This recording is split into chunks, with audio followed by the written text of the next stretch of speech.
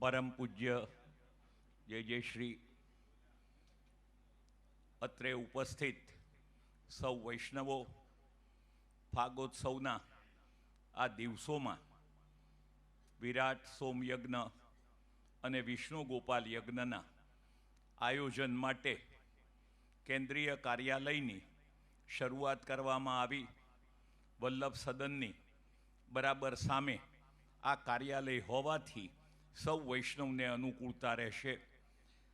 Riverfront ઉપર જ આ યજ્ઞ કાર્યનું આયોજન કરવામાં આવ્યું છે અને એપ્રિલ મહિનામાં કોઈક કહેતું હતું કે ગરમી વધારે હશે, પણ ગરમી કરતાં ભક્તિ વધારે હશે એની મને ખાતરી છે।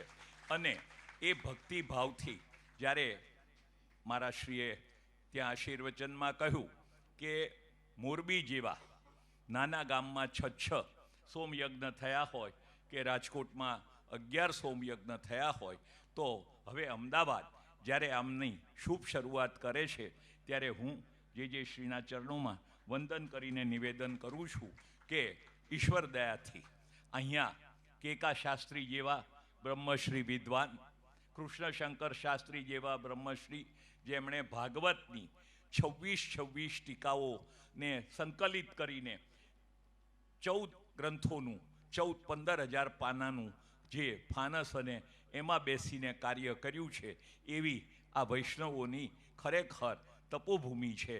એ સૌ મહાન સંતોના આશીર્વાદથી મને ખાતરી છે કે અમદાવાદના વૈષ્ણવો આ યજ્ઞને એટલો દીપાવશે કે અગાઉના 145 યજ્ઞ કરતાં પણ એક નવી ભાત પાડતો યજ્ઞ કરવાની આપણા સૌની જવાબદારી છે।